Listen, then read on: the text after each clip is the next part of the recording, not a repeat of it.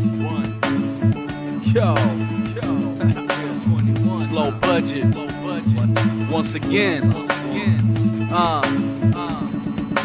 Good morning, everybody, and welcome to today's episode of The Big Burn Show. Today's date is February 12th, 2024, and it is a Monday. I honestly believe that the day after the Super Bowl should just be a holiday. I mean, that's just wrong. Or move the Super Bowl to Saturday so everybody can recover and still barbecue on Sundays and just have a really, really good weekend. Let's get right into the Super Bowl. That's the biggest news of the week. I don't know. Did you guys like it? The first half, honestly, come on, was just so boring. I was actually falling asleep by halftime. It was a slow game, slow process.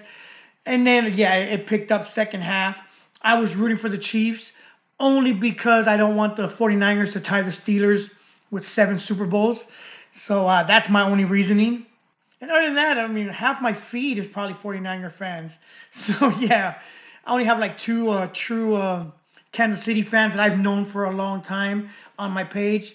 The homie from back home, Mike Ibarra. He's been a Chiefs fan since as long as I can remember. And then out here, Tim Morningweg.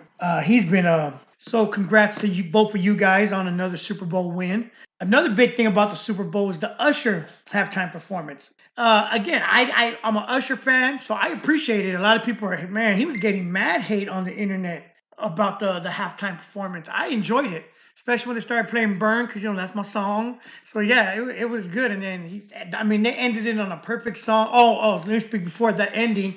When Alicia Keys came out, man, is there not a more beautiful woman in the world than Alicia Keys? She didn't even hardly have any makeup on, and she's always been stunning. When they sang My Boo, man, that was just a great performance. And people are giving him static because when he was hugging Alicia Keys, Alicia Keys is married to Swiss Beats. And he was getting like, man, that's someone's wife. But man, it's a performance. They're entertainers.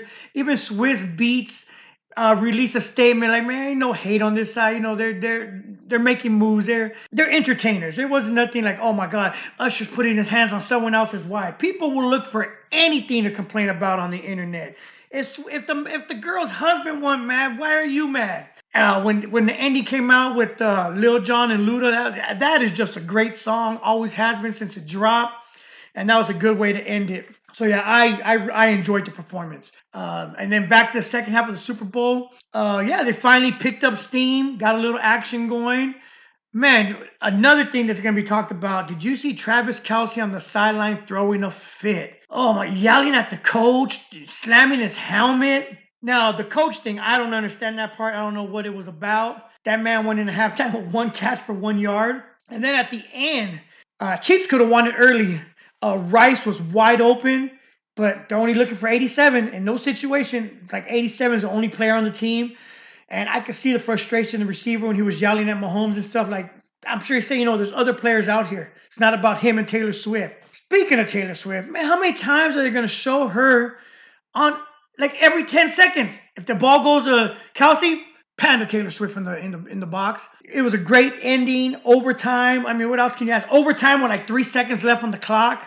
Overtime with 3 seconds left on the clock. What else can you ask for? It was a great ending.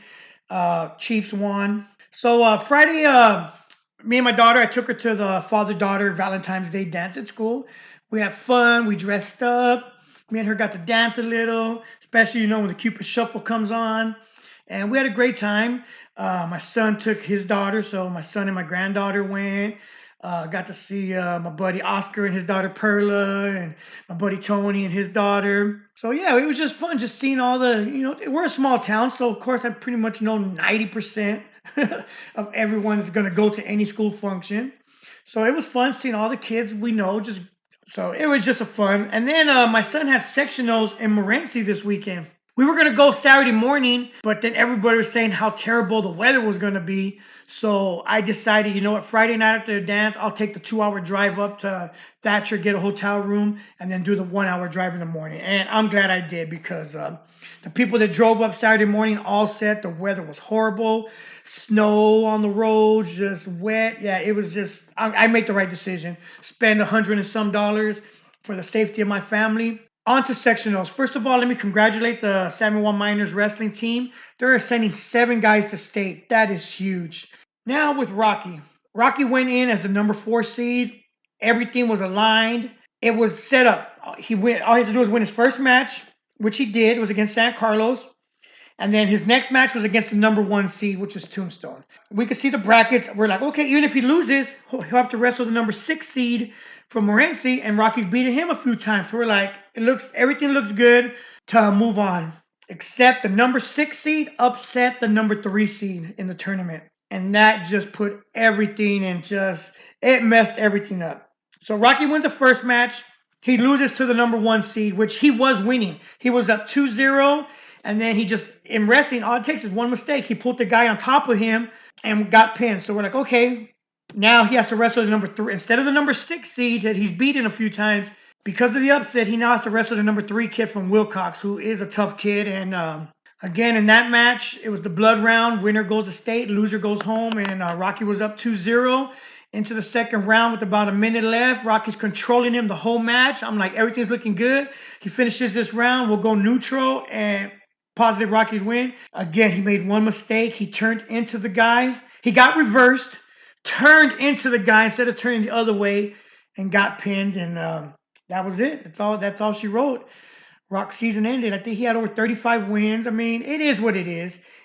He came off the mat huffing and puffing, so I know he gave it his all, and that's all we could ask for. Remember, I've said it from the beginning. As long as we have a healthy season and he gives it his all, it's a win. He wasn't even going to wrestle this year. Decided to wrestle, being off the mat for 5 years. It's hard to get it. He still's not in shape. I mean, compared to all these other guys, he can't go more than 2 rounds. If you could get Rocky in the 3rd round, that's where you're going to win, because he's tired. He's a heavyweight, and it's hard to get your body in shape. A lot of these guys wrestle, they've been wrestling 4 or 5 years.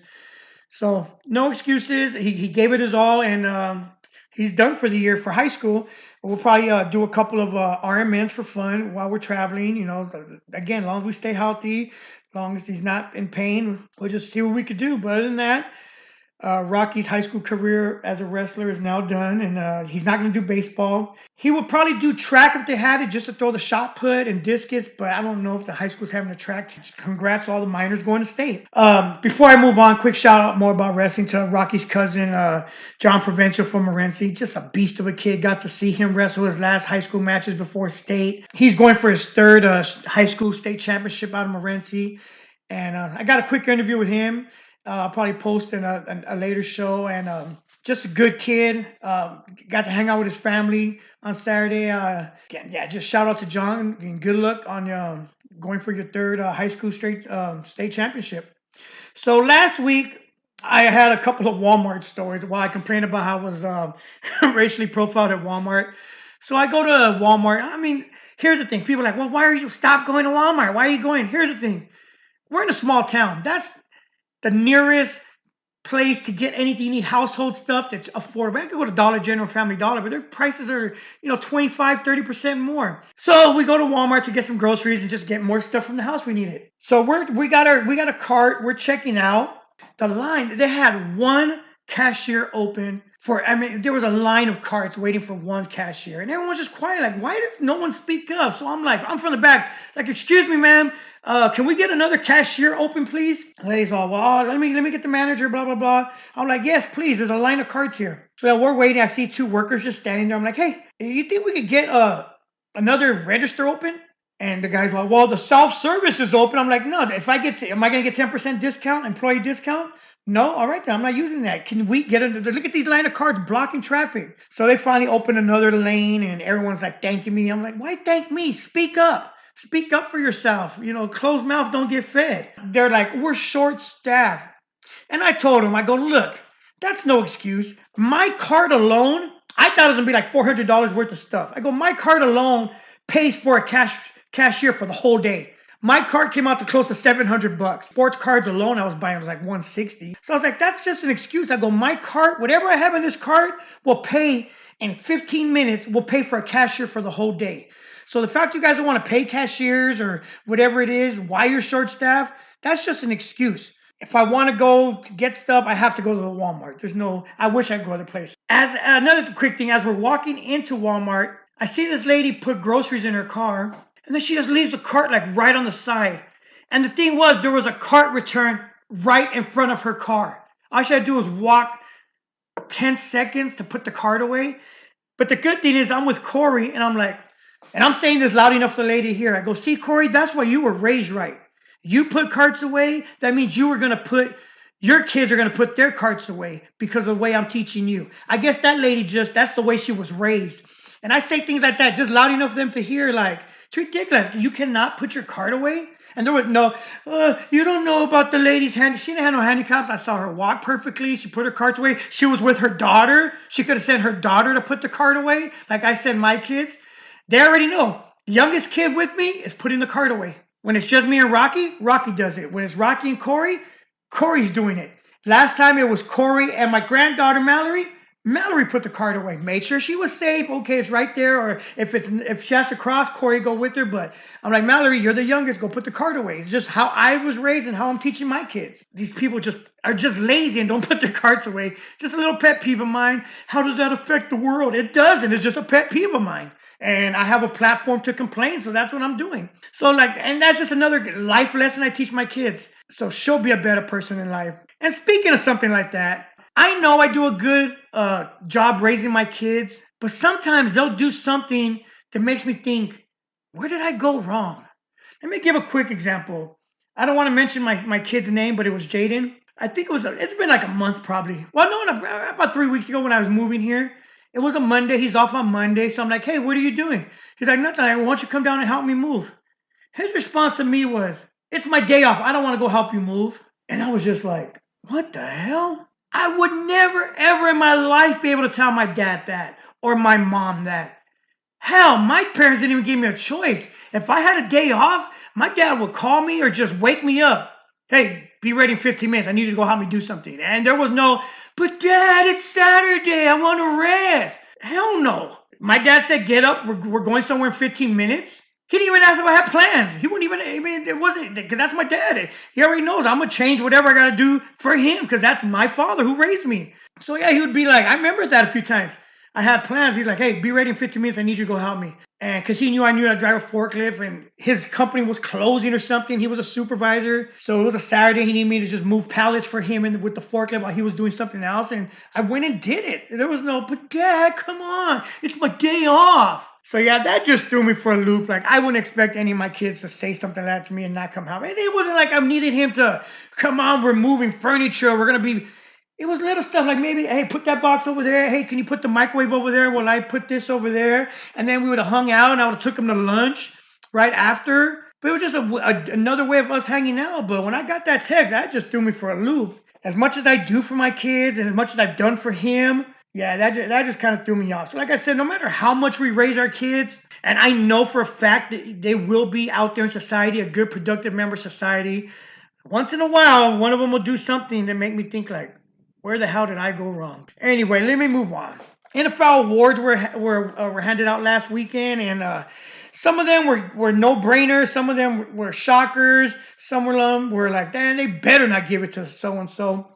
So let me start with the obvious MVP. I think everybody knew Lamar Jackson was going to get it. Now, again, controversy everywhere. What about Purdy? What about Mahomes? Here's the difference. The kind of team the 49ers have, they've shown it. Trey Lance, it don't matter who's back there, they're going to win because they have a good team. If you take out Mahomes, you could put in another quarterback. They got receivers. They got a good, solid system. You take out Lamar Jackson, that team now goes from like 10, 11 wins to 2, 3 wins. So yeah, Lamar Jackson, to me, was the right winner of the MVP award. Now, the controversial one was a Comeback Player of the Year award. I think it should have been either Flacco or Baker Mayfield, and they did give it to Flacco, so I can't complain. But everybody was like, what about Damar Hamlin? He literally died and came back. Yeah, that doesn't make you Comeback Player of the Year because you died and came back. This guy had 2 tackles all season. He played and didn't do nothing. The only reason why he's still on a team is the Buffalo Bills are scared of the feedback if they were to just cut him. Oh my God, I can't believe he died for them and now they cut him. Yeah, that's the whole meaning of that. So people are like, Damar Hamlin should have been Comeback Player of the Year. I'm like, no, he hasn't done shit all year. 2 tackles does not make you Comeback Player of the Year. So it was Flacco. Ain't mad at that. Flacco or Baker Mayfield. Walter Payton, Player of the Year. Steelers' own Cam Hayward, well deserved. Now, the Walter Payton is the ones that do volunteer work. You know, you're out there helping the community and stuff. So Cameron Hayward won that. Offensive player CMC. Rookie of the year was going to be hands down CJ Stroud of Texans. Now the most controversial ones and defensive player of the year. On paper, stats, analytical, TJ Watt walks away with this hands down, but the NFL decided to give it to Myles Garrett of the Browns. Myles Garrett had 42 tackles, 14 sacks. Watt had 68 tackles, 19 sacks. By any other means, if you're going by stats, analytics, everything, there was no better player than TJ Watt. Browns fan was even tired that Myles Garrett disappeared the last 7 weeks of the season. This should have been TJ Watt's 4th year in a row winning it. There was other awards, but those are the main ones. Real quick, get to politics real quick. Nikki Hailey, if you don't know, she's the one that's trying to run against Trump, trying to win the nomination against Trump. She lost in Iowa. She lost everywhere, but she claims victory no matter where she's at. She came in 3rd. I forgot where it was, and she claimed victory. She came in 2nd in Iowa and claimed victory. Now, here's the thing. Nevada, Trump's name wasn't even on the ballot. She ran against no one and lost. Think about that. How are you going to run against no one and lose? Well, let me tell you how she did it. None of the above got 60-some%. She got 23% of the votes. So even though she ran against nobody, she still lost, and she's still determined, thinking she could get the nomination away from Trump. It's funny. It's embarrassing, but I just thought I'd bring that up because to me that was funny. I just got on TikTok. I've been on TikTok, I guess, but I just started making videos, having fun. I got a lot of free time on my hands. The very first video I posted got me community standards. It got deleted for violating community standards. And I'm like, what the hell? I got this video from TikTok. And it was just a lady complaining about all the migrants going to Chicago. And the children are out of school now because they're, it wasn't even that crazy video. And I'm telling him, Corey, how the hell my first video going to almost get me kicked off? Imagine all the videos I'm going to post. So I did appeal it, and they awarded me, and they removed the suspension, whatever it was. So I was just like, whoa. So if you want to give me a follow on TikTok, I'm pretty sure my name's just Earl Andrade on there. Every day I'm just going to try to post funny videos or wrestling videos or just things I find funny. So the name is at Earl Andrade, EARLEANDRADE on TikTok. Send me a follow, send me a message. That's another way to message me. Got a question for me for the show? I'll answer anything. I'll talk about anything. What do you want me to talk about? This is not my show. This is everyone's show. So with that, I have one more subject. I'll save that for another day because this one's already going long. But other than that, a busy schedule going all the way. I'm already booking June for tournaments and stuff. So we're going to be busy, practice and tournaments. So with that, I hope you guys have a great day. Again, you need to get a hold of me, message me. You want to talk about something? You want to be on my show? We've got something interesting to talk about. I'll have you on. There's no problem. With that, you guys have a great day, and I'll talk to you guys later. Burn one. Yo. 21. Low budget. Once again.